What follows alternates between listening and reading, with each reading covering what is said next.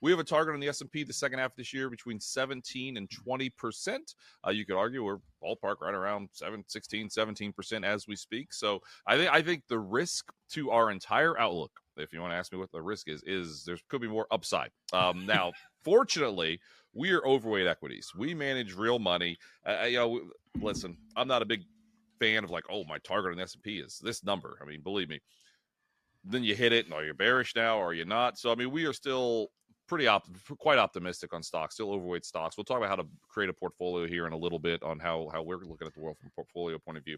But we've got 17 to 20% right now, Sonu, on the S&P 500. Some things to think about that I think are pretty interesting. I talked about them briefly last week, but I'll do it again. When you're up at least 10% the first half of the year, like we were on the S&P, about 15%, give or take. The rest of the year is higher 83% of the time. An average return of right around 8%, median of almost 10% return.